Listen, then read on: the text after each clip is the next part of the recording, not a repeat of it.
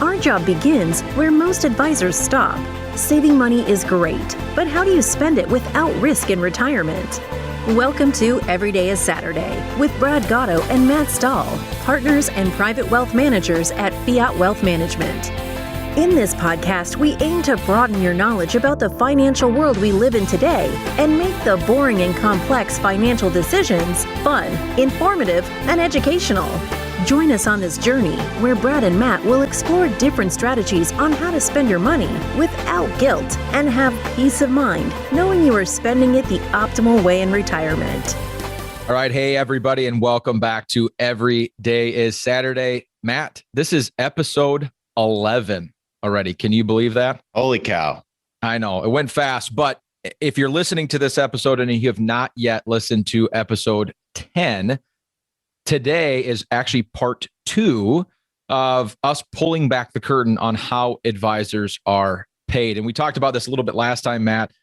This may get us kicked out of the good old boys club, letting everybody know exactly how we make money. But again, I'll just stress to the listeners, if you did not listen to episode 10, you're going to want to go back and start there, where we kind of pull back the curtain on the securities side of our industry. And we talked about pulling back the curtain on the insurance side. We teased a little bit, and today that's what we're going to do. So I'm excited to start this. But before we do that, Matt, what's new? Tell us something fun about yourself, or tell us a funny joke. You're a joke guy. Yeah, let's stick with the joke.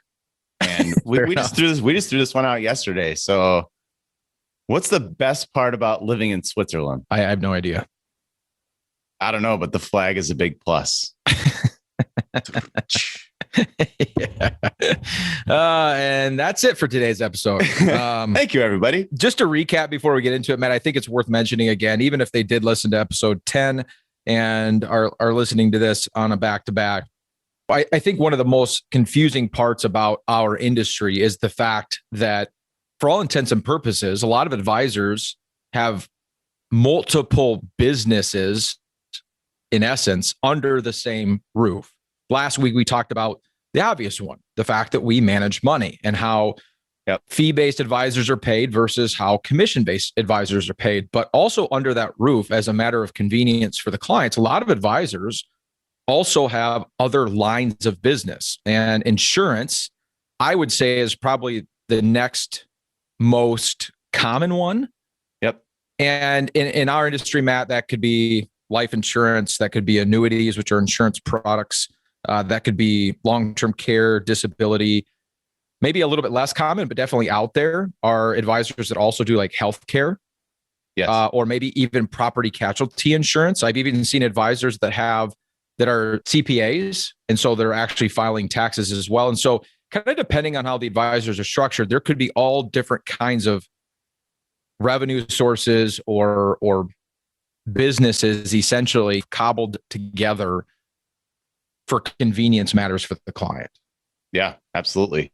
So last time, Brad, we started with the history, on the security side. We started with the history to kind of give some context, and then talked about some of the governing bodies, or who are the babysitters for keeping an eye on this stuff.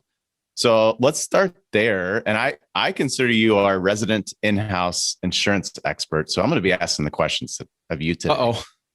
Yeah. So be ready. So let's start with the history. What can you share with us just as far as history goes when it comes to this line of business?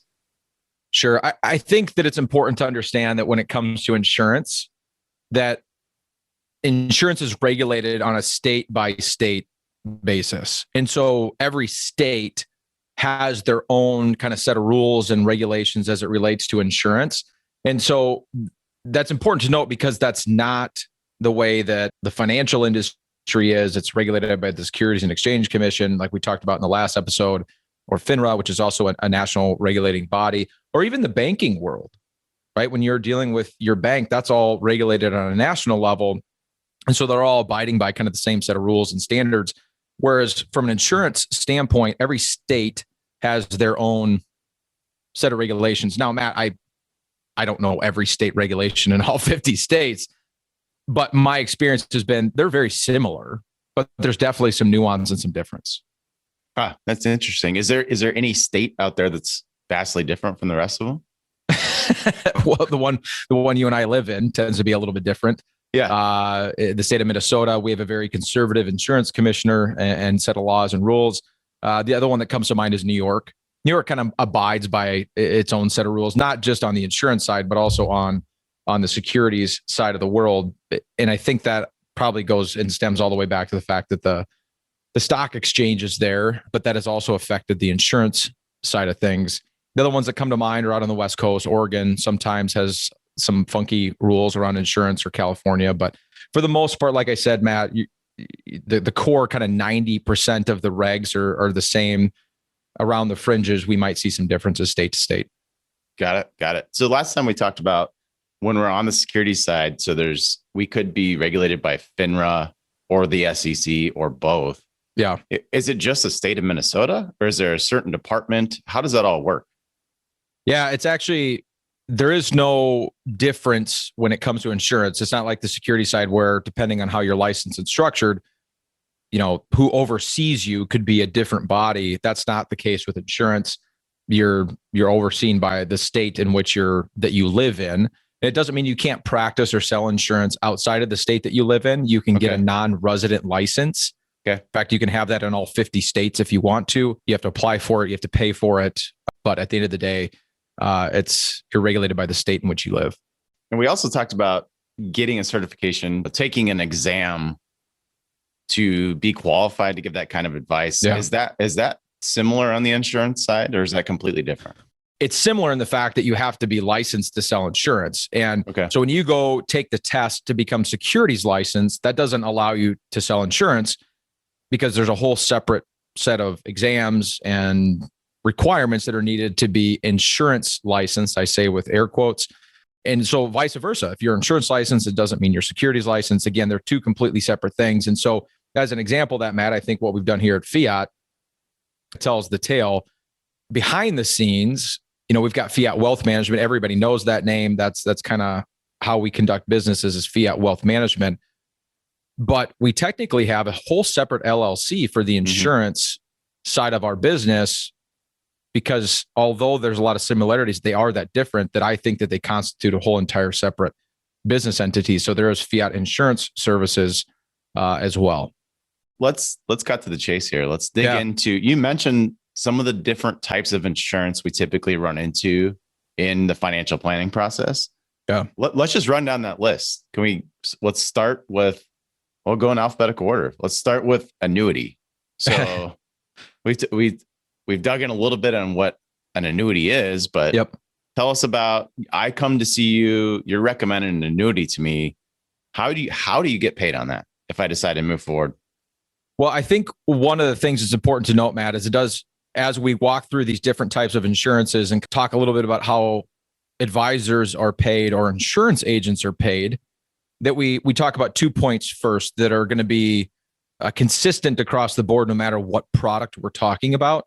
The first of which is that it's an insurance product, which means if you're insurance licensed only, you can still sell the majority of these products. So you don't have to have like Fiat Wealth Management to have Fiat Insurance Services. That's not required. You and I could just be running around selling insurance. That's important to note. There are some caveats to that, which I'll talk about as we talk through annuities and life insurance. But the other side of it is that across the board, it doesn't matter who you do business with, whether it's you buy a solution or a product through our firm, or you buy it through, John or Jane advisor down the street, or you try to buy it direct from the insurance company, you go online and you're doing your own shopping, that the product that you get is exactly the same, right? So if you're looking for, term life insurance as an example, or an annuity, as we're going to discuss, and you want ABC annuity, that product is what it is, no matter where you get it, right? And so it's not like going to one brokerage house over another firm or going direct is going to get you a better deal, so to speak. So I guess I just wanted to point that out. So people should just know that they're getting the same product. So now back to your original question of how do we get paid on annuities? The answer is it depends. So let me just give some examples, because there's all different types of annuities. And I like to use the analogy of like the word car is a very broad term. When people say I'm going car shopping or I need to buy a new car, that could mean they're buying a Ford F-350 dually pickup. It could mean they're buying a smart car, right? Or anything in between.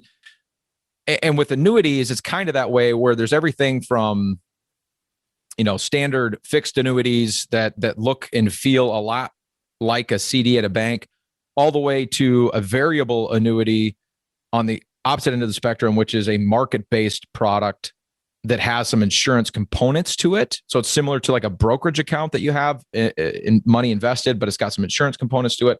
And there's a lot of in between there. So there's SPIAs, there's DIAs, there's fixed indexed, index variable, so on and so on and so on. And I know a lot of those terms don't mean anything to anybody, and that's not the point of me saying it. I just want people to understand there's a lot out there. And so the compensation to the advisor or to the insurance agent is going to be different based on the product. And a lot of them, not all of them, Matt, can be sold just by an insurance agent. You don't have to be a wealth manager as well. The exception to that is the annuities that have that securities component to it. So like I mentioned, variable annuities and how it's a market-based product.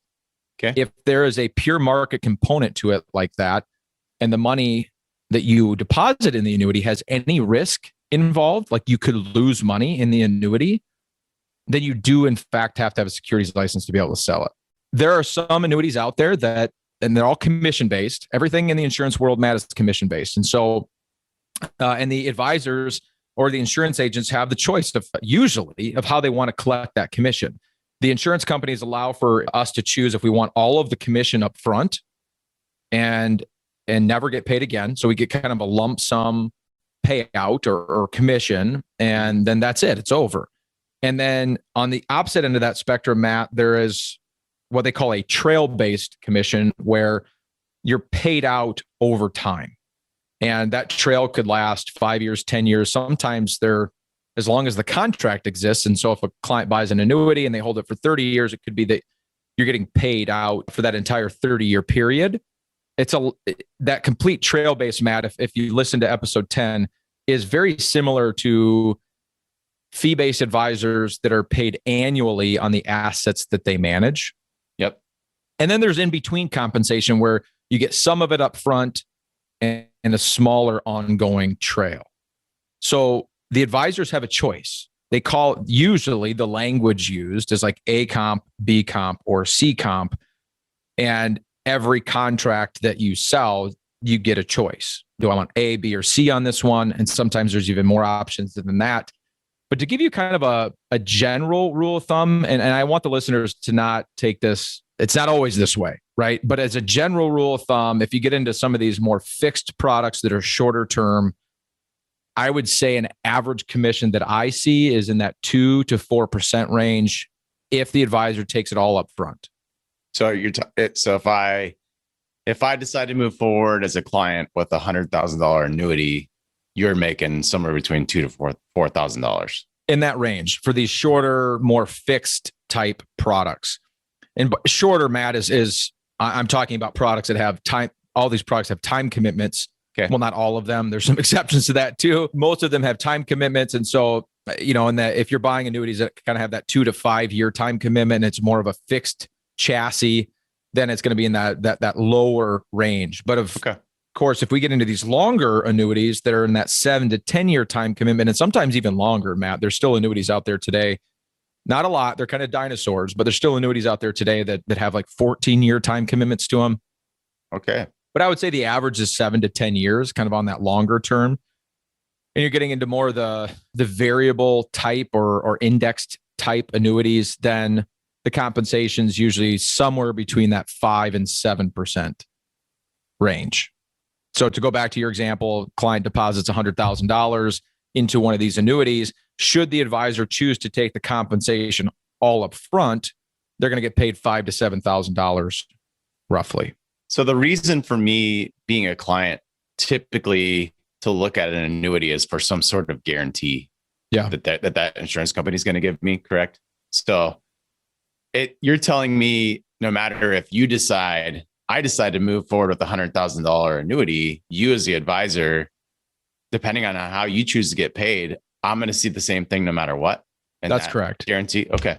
Yeah. The contract is not changed or altered in any way based on how the advisor chooses to get paid from the insurance company. So with annuities, I think that you feel like there's anything else that is worth sharing when it comes to the annuity?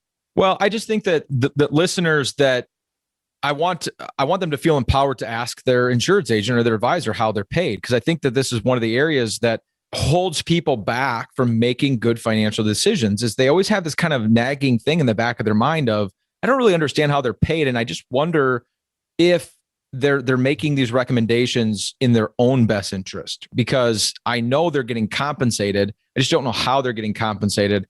And I don't know how their compensation relates to some of my other choices. Yep. And so if you're shopping something like an annuity, which is probably, let's just be honest, the most controversial product in our industry, that usually is something in the back of people's minds. And so again, don't take my numbers to, as that's always the way that it is. Because like I said, there's always exceptions. I've seen contracts pay less than what we discussed. I've seen them pay more than what we discussed. I'm kind of playing that most case scenario because there's so many different products out there. It's hard to generalize like this, but generally speaking, those are the answers. And, you and I, just to give the listeners an example, there are times, Matt, where you and I take the ACOMP. We take the all up front. And then there's other cases where we're taking more of a trail-based compensation because that's just what fits better into our business and what we've got going on here at Fiat. And the good thing for us, quite frankly, is that it doesn't affect the client's product, right? It doesn't affect the outcome that they get. And so that's, I guess, kind of a nice part of that. Let's move on to the next, what I would think is the next most common insurance product that we typically run into, and that would be life insurance. And life insurance can get really confusing. There's a lot of different types, just like you talked about with the annuities. So can you walk us through and just start off, what are the general types of life insurance, and then dig into each of those? Yeah. Matt, it's also interesting with life insurance because there's a lot of life insurance products that you only have to be insurance licensed to sell, but there are actually a couple of them where you do need a securities license to be able to offer them. Same thing that we discussed before with annuities. There are life insurance contracts that have an investment component to them.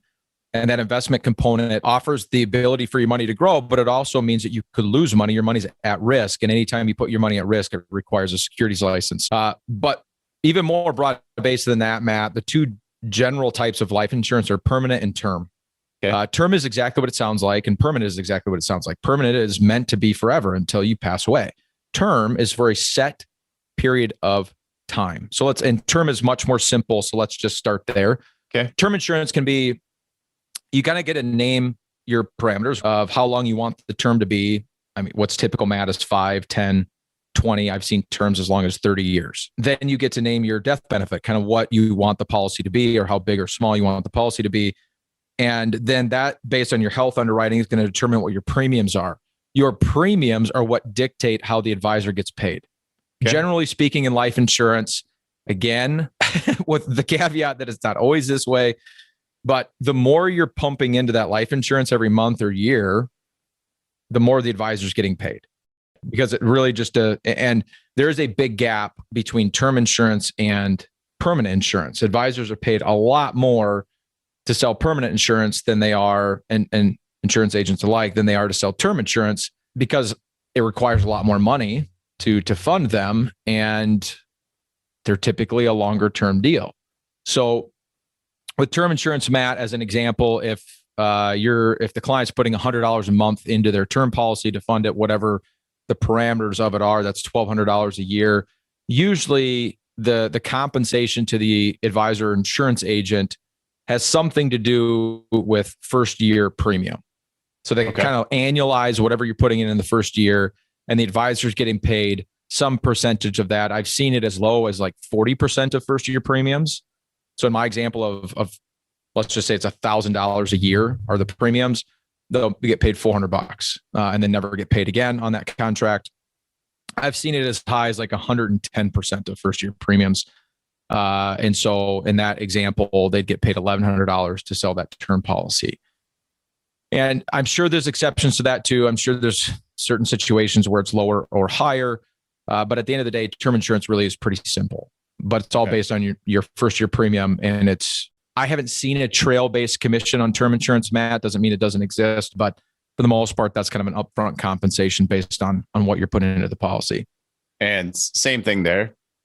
As a client, I'm getting the same policy, whether you're getting paid on that or I go find that myself. 100%. Yep. Okay. Yep. Absolutely. Permanent insurance is similar. I mean, the way that the advisor is paid is similar. It's based on premiums being put into the policy.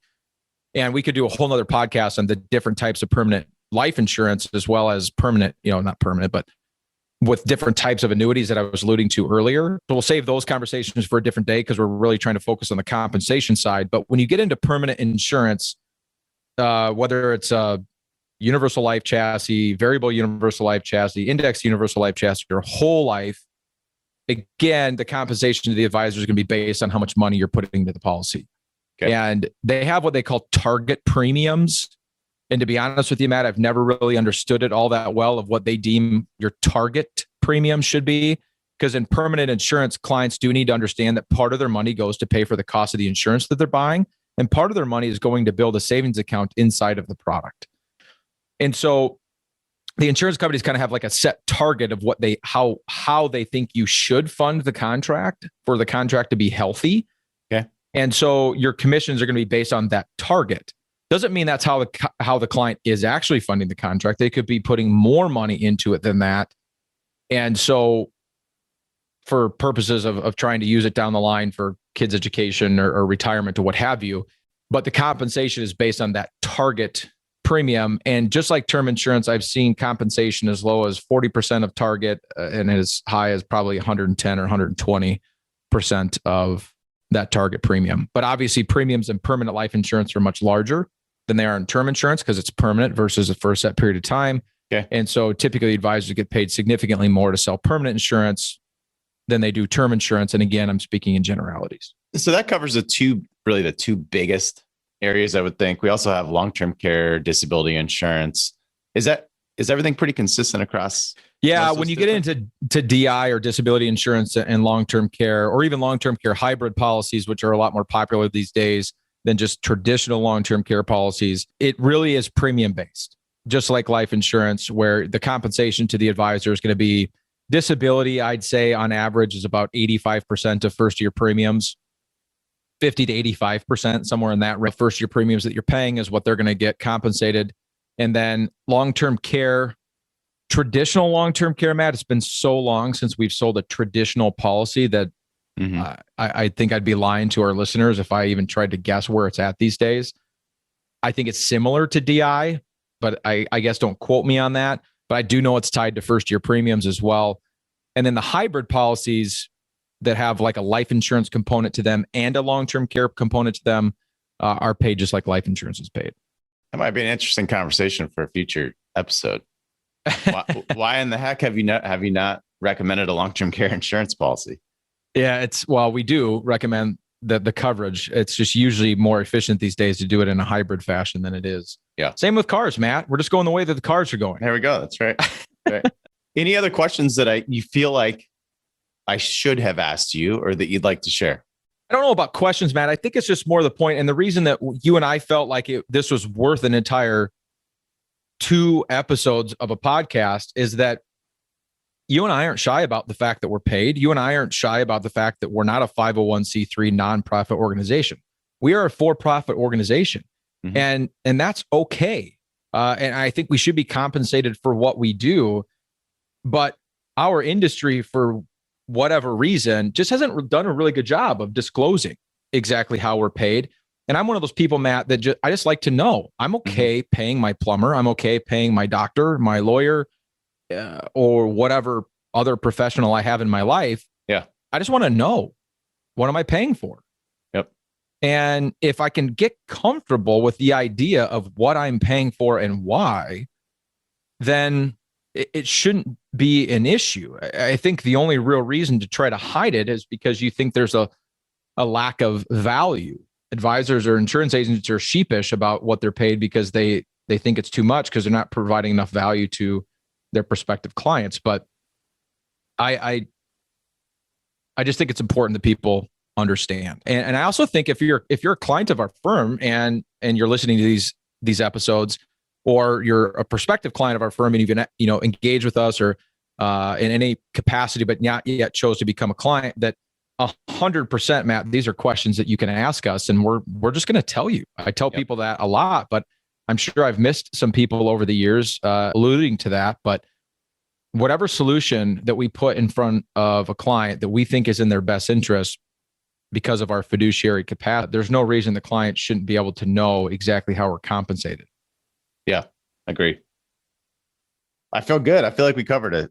Absolutely. We don't need to beat the dead horse, so to speak, on exactly how we're paid. But I would encourage people to, if they have future questions or they have any specifics, if they're thinking, gosh, Brad, Matt, you talked a lot in generalities because we kind of had to, but they have specific questions about products, or maybe they were recommended a product by a different insurance agent or advisor, and they want us to kind of look into it and help them understand how they were paid. I don't know about you, Matt, but I'd be more than happy to do that. As always, guys, thanks so much for listening to Every Day is Saturday. If you want to reach out to Matt or I or anybody at Fiat, our website is going to be the best place to go. It's going to provide you all of the information you need. That website is www.fiatwm.com. Also, please subscribe to the podcast if you have not done so already, because we don't want you to miss an episode. And we would love it if you would share it with your friends and your loved ones. As always, guys, I'm Brad Gotto. I'm Matt Stahl. And we'll see you guys next Saturday. But Brad, we don't record the podcast on Saturday. It's episode 11, Matt. How many times do I got to tell you? Every day is Saturday. Aha.